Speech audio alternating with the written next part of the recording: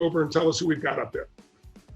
Hey guys, Milo and Michelle here, Fort Myers, Florida. Great to see you guys. What's your question? Good to see you. Good to see you too. Well, one of our questions is, Tyler, you did a fantastic job of explaining a lot of the stuff, so you pretty much answered it, but I know that it's not on the net payroll, it's what we pay, not what the employee makes. But what I want to know is it also inclusive as that annual bonus, or if I do quarterly bonuses, so I calculate all potential pay for the rest of this year, divide that by 12, and then multiply that times 2.5. Is that right? Yeah, so they would they would include bonuses in your previous 12 months in the maximum loan amount calculation, and then whatever you pay in the 8-week period is what's forgiven. Now they do cap it at $100,000 of wages annualized per employee. So if you take 8 weeks divided by 52, the cap is $15,384 is what you can pay each employee in payroll costs during that period. So when you're factoring in your bonus during the forgiveness period, as long as it doesn't go above that threshold, then you're okay. But the other piece that you want to look at during that threshold is retirement payments. So retirement contributions paid by the employer count as payroll costs. And so you can actually if you normally pay 3% match during the year, and you do that in December at the end of the year, maybe you can do a forecast on what you think you're going to pay on that. Right. And then you can match that during the 8-week period and get that portion forgiven instead of waiting till December. And so that's one way that you can maximize that forgiveness period. Think of bonuses, retirement, any of those things you want to pay during that 8-week period, and then you're going to be benefiting your client, meaning your internal employee, but you'll also be able to be reimbursed, right? Because it'll be part of the forgiveness. So that's the perfect time to load that up, and it's appropriate and legal and playing by the rules to do it. Yeah, absolutely. Excellent. Thanks for your question. Great question. Let's go for another one. One more we have, and that is on the paperwork, it only allows you, at least where we went to our bank, allows you to add up the payroll. But when do you show all your other overhead, all the other contributions? Oh yeah, good question. So there's the two components are the max loan amount and then the forgiveness period. So they don't use the rent and utilities and other components in the maximum loan amount. It's only a factor of the payroll. That's why they do it to a 2.5 month factor, and then the forgiveness is within 8 weeks. So you got a little bit of buffer there. So where the rent and utilities comes into play is in that forgiveness calculation. Now, every bank requests different information. Some banks want all that up front. They want your rent and utilities while you're providing it. Others, sounds like they're just wanting the payroll so they can figure out what the loan is. Let's disperse the loan and then figure out the forgiveness period on the back end. And so that's where probably the difference is. Your bank is just asking for the maximum loan amount, would be my guess. Exactly. Thank you, Tyler. Thank you. Next question. Great. Hey, Tony. Hey, Tyler. Thank you very much for that great information. My question to you is, does my business need to have dropped significantly in order to take the PPP program? That is an excellent question.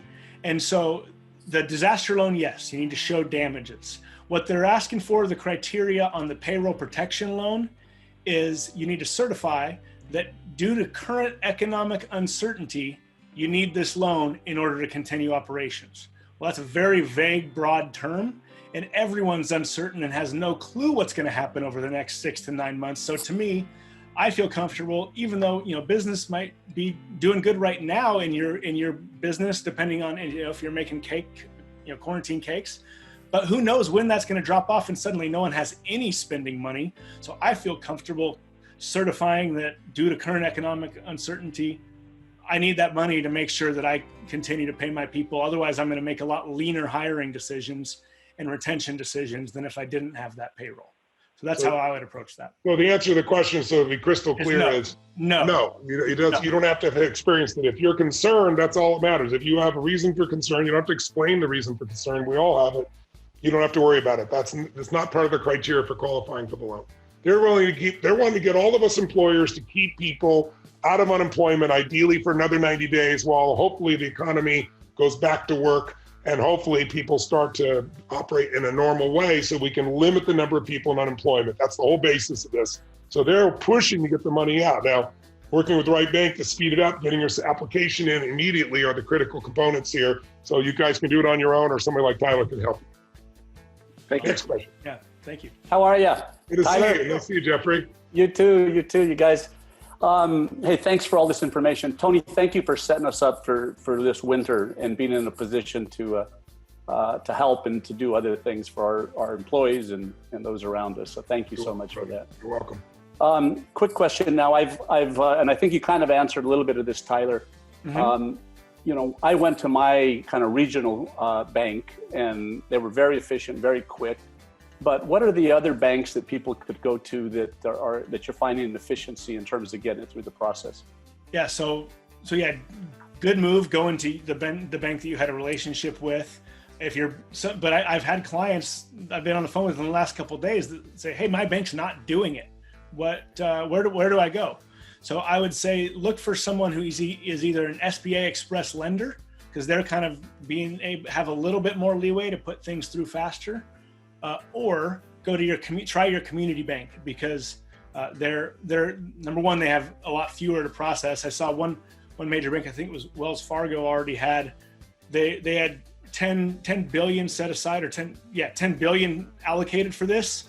And they were at 97% of that in applications already just in the first week of it. So these community banks have a little more flexibility just because they don't have as broad of a business client base. And so look for an SBA Express lender who can help you with it, or a community bank is what I would say with that.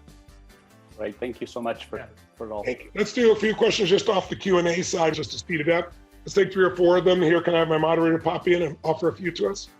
Hey, Tony and Tyler. How are you guys? This question comes from Justin Benson and many others. Question is, are 1099 employee payments included in payroll costs? That has been a back and forth on, was the law written for it? Is it not? And I'm fortunate that just yesterday, the Department of Treasury released a brand new FAQs on their website that says that 1099s are not included in payroll costs. So they're not included either in the maximum loan amount or the forgiveness period. So anyone who's an independent contractor would not be eligible in that payroll cost. However, they can go apply for this loan themselves. So this is for keeping your employees on staff, and then any vendors that you work really closely with, I would send them this information and encourage them to apply. Especially as they add more money on the back end of this, because the way that they